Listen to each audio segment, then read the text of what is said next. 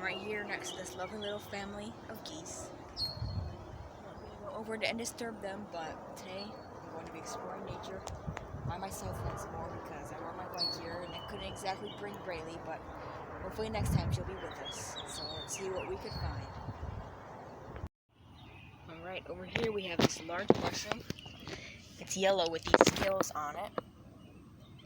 And it's black towards the center with a black stem. And if you look on the underside, it has these white, somewhat hexagonal shaped pores. It's somewhat irregular. This is called a Dryad saddle mushroom. It has a very distinct smell as well. Some people would say it smells kind of like watermelon or cucumbers. And it is actually edible, but when it gets old, it gets very tough because of the protein chitin in their cell walls. So I've heard that a good rule of thumb to say whether it's good to eat or not is if you cut through it, it makes a squeaking noise, then it's too tough. But around the edges should be softer, so let's see.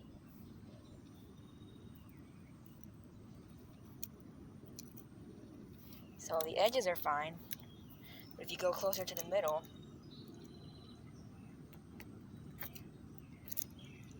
oh, well, it's not making a squeaking noise. Oh, there we go. Let me see if you can hear it. Oh, I don't know if you heard that, but it was making a squeaky noise. So towards the center is older, and it's not good to, it's going to be too tough to eat, but on the edges, it's tender, and it will be good to eat. And I think that this mushroom tastes good. So here's an edible mushroom, Dryad saddle. And you can see over there, it's kind of pixely because I have it zoomed in, but there's a younger specimen of Dryad saddle on that log. So these tend to grow in the summer through fall. And those ones probably have more edible parts on them because they look younger.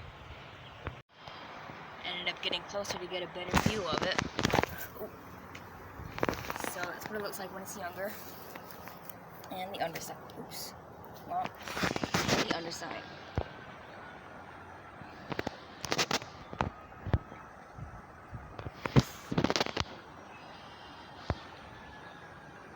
That's what it looks like. Alright, it's mid-May out here, and we have stumbled upon this lovely mushroom. See, it's brown, growing out of this wood, and there's a little one next to it, but yeah, brown on top, more white on the sides, and then I'm going to pick it. It's really old, so you can't really see that well, but the gills, they would have been a pinkish brown, and they would have come almost up to the stem, but not really. You can see there's some nice maggot activity in there. Probably some fruit fly larvae, but the main thing about this is that it has a very distinct smell that I can't show you on camera, but it's kind of a nutty flavor. And that's how I know this is a deer mushroom, which would normally be edible, but obviously I'm not going to eat this one. And it's from spring all the way to fall. So yep, this is a deer mushroom. And the reason why they call it a deer mushroom is that if you look at it under the microscope, on the ends of the gills, there's little projections on the end which are called cystidia that many mushrooms have, but on this one, the cystidia are extra prominent and they look kind of like deers. So here's a deer mushroom. And then, turn over this log.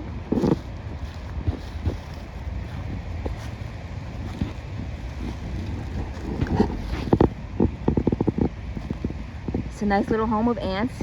But going on here, you see this little orange network. And it's kind of slimy. This is called a slime mold, which is not a type of mold, but it's actually a type of protozoan. And the vast majority of protozoans are unicellular organisms, and it may not look like that, but this is no exception to the rule. This is actually one large cell with a bunch of nuclei all joined together by one cytoplasm and one cell membrane, and it forms these little networks around to find its food. So this is the slime mold for you.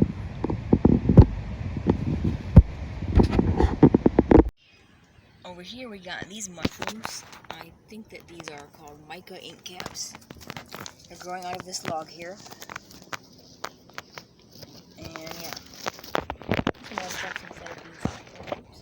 Centipedes. But anyways, the cool thing about ink caps is that you can see a little bit right here. Hang on. Get this plant out of the way. The flesh is white, but it's black. The gills are turning black because this actually produces a digestive enzyme that digests its own cap so that the spores will be spread out in a liquid ooze. You can't see that right now, but give it a couple of days and it will. So these ones have black spores, and they are edible. It's just that most of these species contain a chemical called coprin, and that makes it poisonous if you consume it, have this in your body and with alcohol in your body. So you can't drink alcohol before or after consuming these because, yeah, it contains a chemical called coprin, which basically prevents your body from breaking down alcohol molecules. It only partially does it, which leaves a chemical called acetaldehyde, which is an intermediate of the alcohol breakdown, and that basically builds up in your body and poisons you. I don't know if it's lethal. I haven't really tried that before, but yeah, this is the mica ink cap. So they're edible, but be careful eating them. And personally, I think they don't taste good. They taste like asparagus, in my opinion. And if you are gonna eat them, I would recommend that you would only eat them if you find them in your backyard and take them straight inside before they start rotting. And also the reason why they're called an ink cap is because the digestive enzyme that makes a black liquid, it looks like ink, and I think that some people use it as ink. So yeah, and this thing is called mica because it has these little granules on the cap. I think the word mica means something along those lines. I'm not sure what the word mica means, but yeah, that's how you know. So yeah, those are some ink caps for you. Hello again. Thank you for tuning in to Explore Nature with Braylee. And there she is. And over here, we have these. This is called a coral mushroom. And this is actually an edible mushroom that is considered a very good edible mushroom. And then, found some more Dryad saddle, which I've spoken about previously. Here we got this older specimen that fell off. It's probably not good to eat. Oh, here's a nice... Oh, never mind. It fell off. Here's a earwig on there, but... yeah. Here's the old one, and here's a young one, which will probably be edible. And... what's that? It's a snail shell.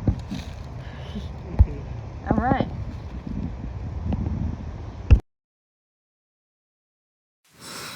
Over here we see this lovely caterpillar crossing the path, and you can see that it's black with small white dots on it, with some large orange dots running down its back, and also its back legs, other than the first 6, are all orange. So you can see it looks pretty threatening, like it's got these big stingers on it. Some caterpillars do sting, but this is not one of the ones that sting. It's just there to look threatening. This is called a mourning cloak caterpillar, and they live for most of their caterpillar life in trees, feeding off of the leaves. And the reason why it's on the ground is probably because it's ready to pupate, because they come down from the tree and go into grass to make their chrysalis before they emerge as a butterfly. So this is the mourning cloak butterfly. Over here we have what looks like a wasp or a bee, but it's actually a type of fly called a hoverfly. You can tell the difference because if you look at the head, it has 2 very large eyes that take up almost the whole head, which is a distinctive fly head. Another important difference between flies and bees and wasps is that flies have only 1 set of wings, making them have 2 wings, while bees and wasps have 3 sets of wings, so they have a total of 6 wings. So you can see that this hoverfly keeps pressing her booty into the ground, it looks like she's actually laying eggs through her ovipositor, which actually the ovipositor is the same thing as a stinger on a bee. It's just that the stinger on a bee is not functional as an ovipositor, but it injects venom, causing a sting. But hoverflies are non-stinging and completely harmless bee mimics. We are now in the time of the Pharaoh cicada, which is the 17-year ones, and they've emerged as adults. So the Pharaoh is called a Pharaoh cicada, which I've heard that the reason why is because the sound that they make, it sounds like they're saying the word Pharaoh. You can hear them right now in the background, but I don't really hear the word Pharaoh. What it reminds me of is the story in Exodus where there was 10 plagues that were put on in Egypt, mainly for the Pharaoh, and one of them was the plague of locusts. And some people call these locusts, even though they're not technically locusts. So that's what I think of when I think of the Pharaoh cicada. But the one in Exodus in Egypt was probably actually much worse because the locusts they were talking about were grasshoppers, which would destroy the crops that were working hard on for the year. But these guys, they are not a plague at all. In fact, you might think of it like we're the Pharaoh and we're being visited by these prestigious diplomats every 17 years. And so, a little bit about them. Here, this is an adult. It's pretty easy to tell the difference between a male and a female. You can already hear this one making noise, so you can tell that it's a male. But if you look at the abdomen, right here, at the very top part of its abdomen, there are these little plate things that are called tymbals that the cicada uses to make noise. So this one is a male cicada. And then let me see if I could find a female. That's another male, hang on. Put this one back. Maybe over here. Oh, here's a female. So you can see that this one doesn't have the same tymbals that are up there. But down here, on the tip of her abdomen, there's this little tube down here, which is called an ovipositor. And this is what she uses to lay eggs through. So this is a female. And previously I had thought that the cicadas, when they emerge, their mouth parts are not fully developed, and so they don't eat anything, they just reproduce and die. But you can see right here there's a little proboscis over here, which is functional, and she uses that to puncture holes in trees and drink the sap out of them. So they do eat while they're alive. And when they're emerging, you can see the shells everywhere. This is their final molt. They molt multiple times in their life. I think most cicadas have 5 different, what they call instars, different stages in their life. But I don't know how many these 17-year ones have. So what happens is, when they're ready to emerge, they build a tunnel and come out of the ground.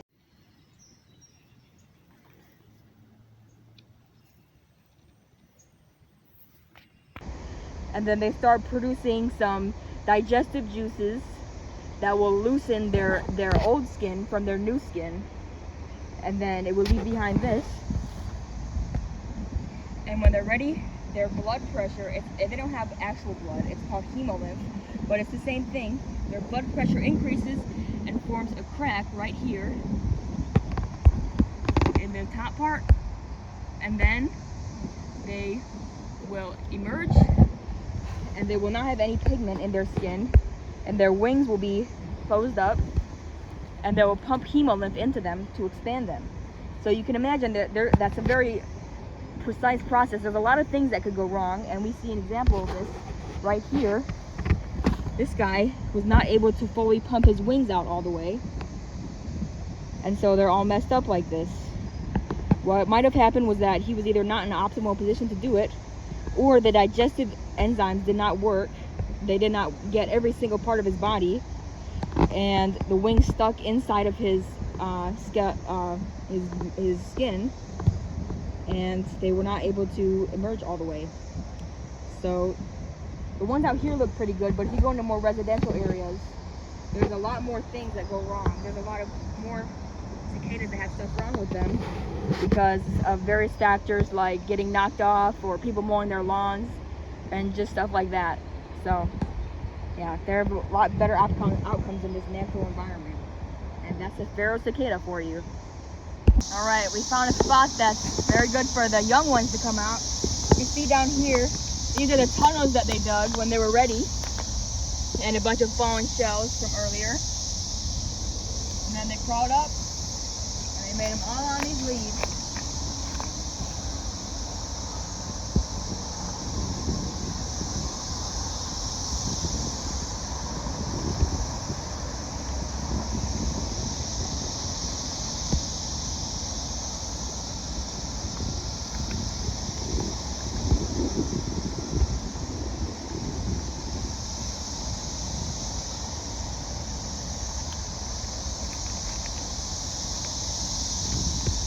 Here's another one. You can see the wings. He wasn't able to pump his wings up with the hemolymph.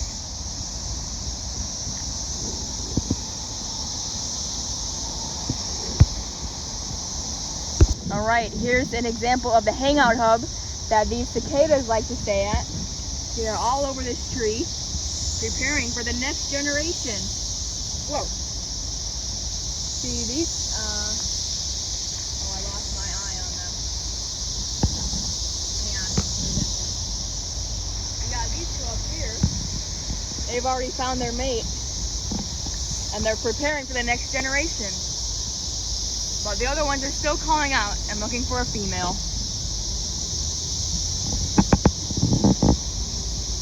Over there's a lot of them too.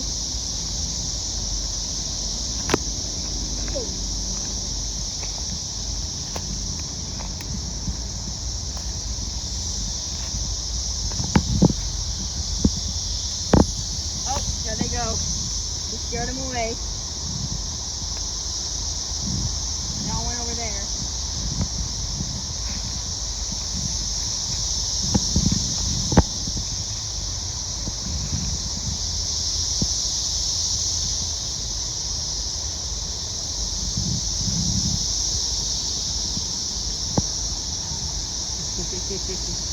There's the one on your shoulder.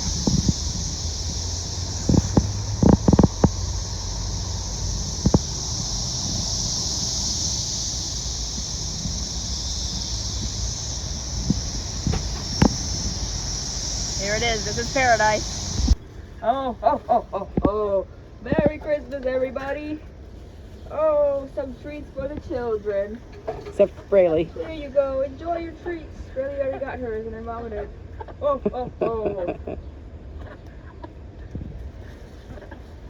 Nice. All right. Loving it. There you go. Someone could eat that off Galen on his back. Sorry, Brelson. And there's the beautiful garden, and peace out.